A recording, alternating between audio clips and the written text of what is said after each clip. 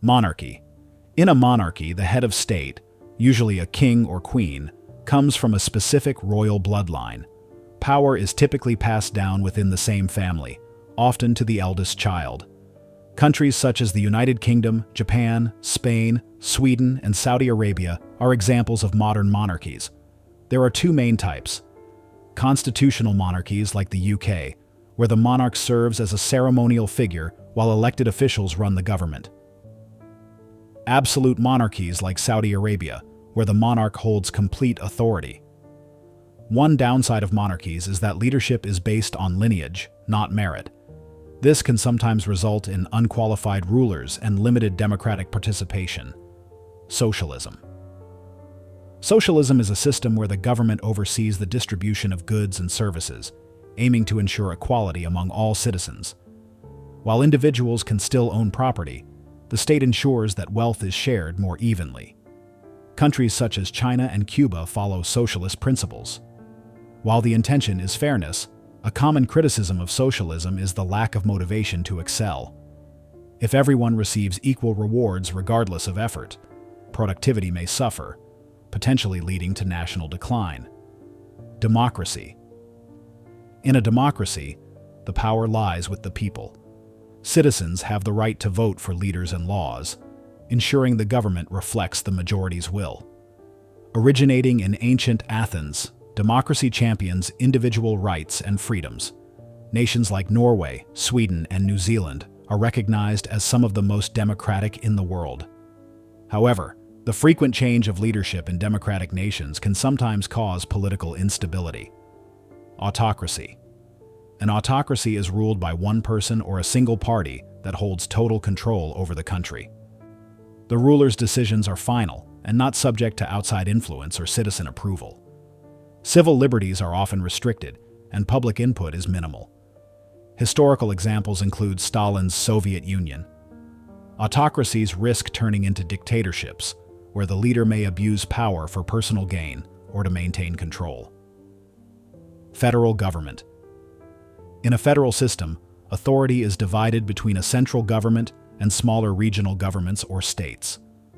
The national government handles major issues, while regions manage their local affairs. This system, seen in countries like the United States, allows large nations to govern more efficiently. However, it can also result in uneven economic development, as some regions may have more resources than others. Oligarchy. Oligarchy, meaning rule by a few, places power in the hands of a small group, often elite families, military leaders, or wealthy individuals. These groups influence the nation's policies and economy to serve their interests.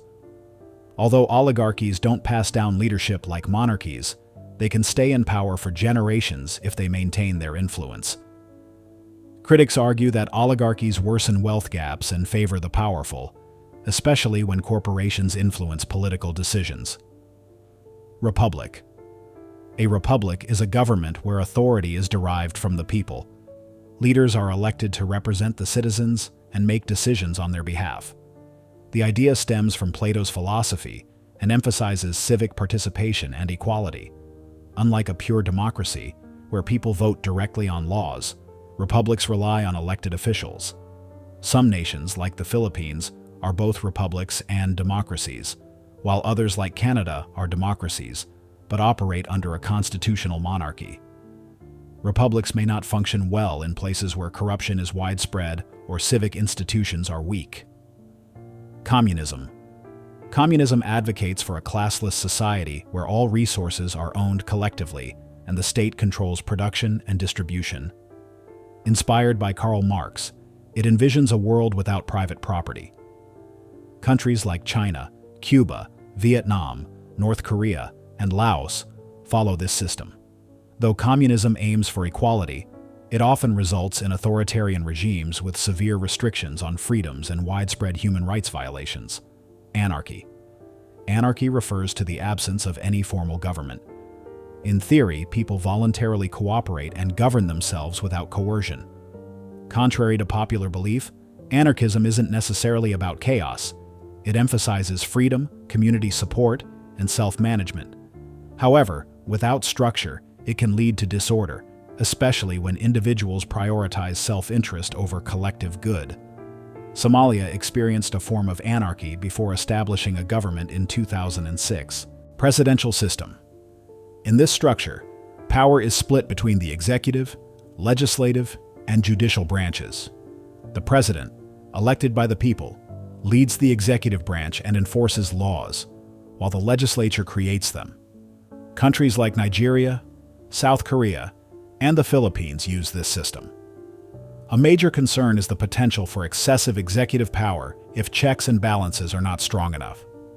Parliamentary system. In a parliamentary system, the party with the most legislative seats forms the government.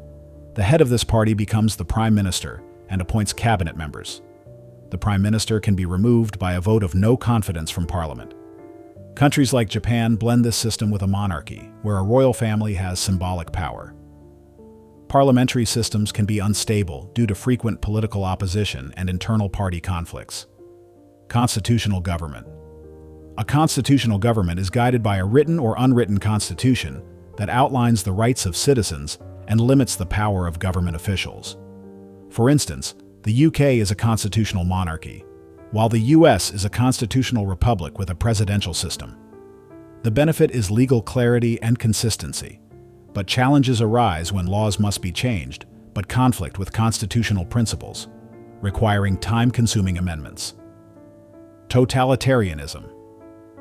Coined by Benito Mussolini, totalitarianism describes a regime that seeks total control, political, economic, and even cultural. Citizens are expected to align with the state's ideology, and dissent is not tolerated. North Korea is a modern example, where the Kim family has ruled under strict control for generations. Such regimes are often marked by oppression and severe violations of human rights.